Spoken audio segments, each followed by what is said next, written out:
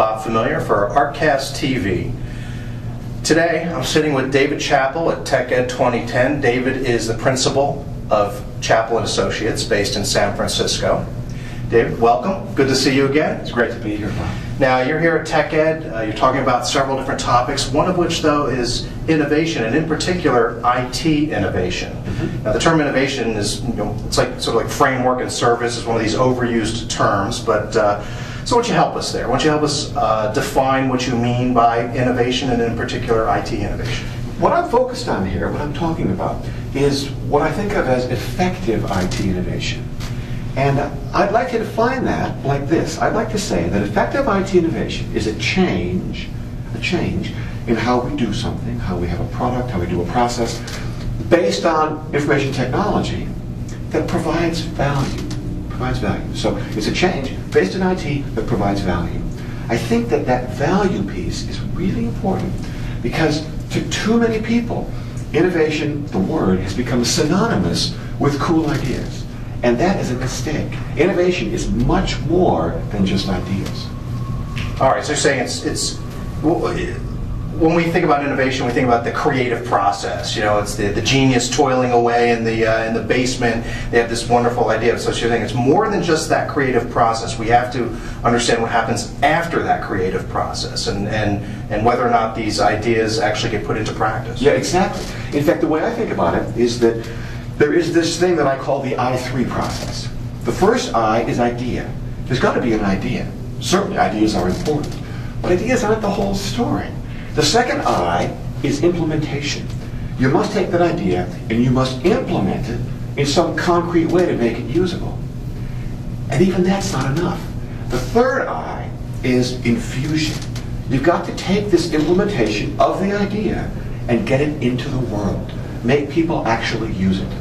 All three of those things are important, and it's fun, it's sexy to focus on the idea part, because that feels like the creative aspects. Right. People don't think about implementation, and especially the infusion, the grunt work of infusing this new thing into the world. That's the hard work. That's the hard work in many ways. It's less sexy, it's critically important to not realize that all three I's, idea, implementation, and infusion, are fundamental to effective IT innovation. That is, providing value with changes based on IT is, I think, deeply wrong. You won't be successful unless you grasp the importance of this I3 process.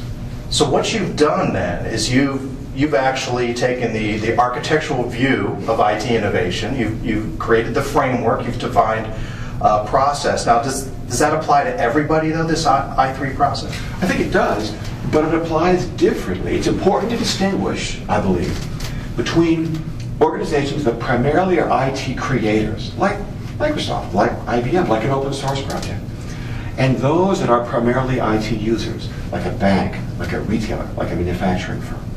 Because the truth is, both have an I3 process, and they're related, but the way they do things is different. So, for example, an IT creator like Microsoft has an idea, which they implement, they then infuse into as many IT users as possible. Well, the infusion process is really sales and marketing to get this new technology, SharePoint 2010, for example, into as many users as possible. But in the IT user process, the technology is an input into the idea phase of their I3 process. The technology and an IT user must be combined with a new business idea. Because IT users, in the sense of organizations, have to get some value from this. The value always comes from business change, not the raw technology. And so the new technology the vendor gives us is combined with a business idea in the I part, and then the IT user takes the idea and the business change, implements it, and infuses it into their world. So, for example, if SharePoint 2010 is the new innovation from the technology provider, Microsoft, and the IT user is an insurance company, perhaps they use this innovation to create a better business process for how they do claims processing. They then have to infuse that into the organization, making their people actually change to use this. So, there are I3 processes in creators and in IT users. They're related and they're different. When you think about innovation, it's really important, I believe, to determine where you are in the I3 process and which piece you're in, the creator side, the user side. They're not the same. Right, and there's a lot of folks out there who are writing books and talking about innovation in the workplace and related topics.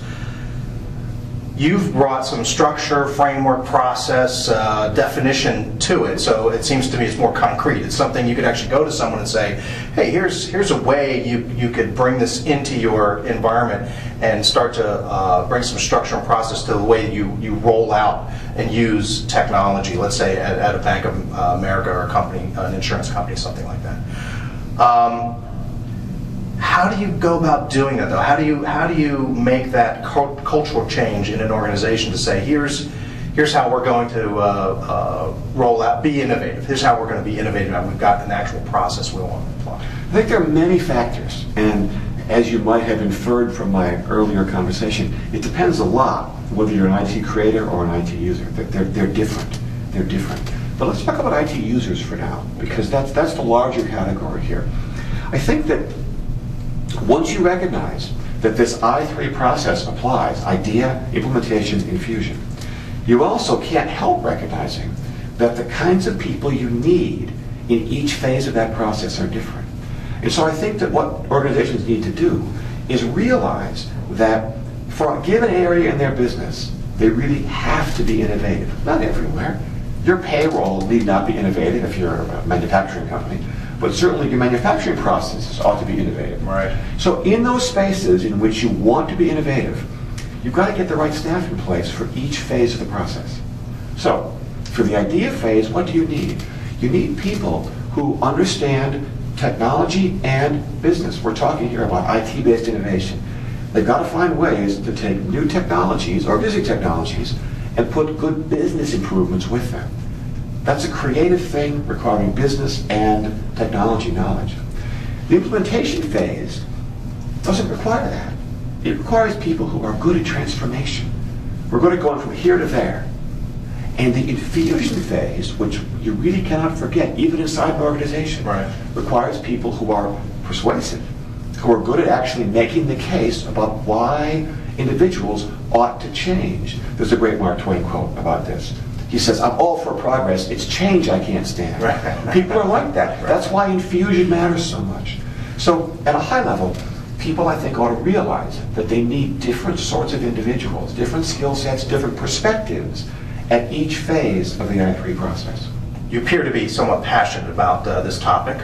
How important is IT innovation, and why should we care? Here's why. If you think about it, every era has a defining technology. In 1800 it was the steam engine. In 1880 it was electricity. In 1925 it was probably the internal combustion engine automobiles. Today it is so transparently evident that the defining technology is IT.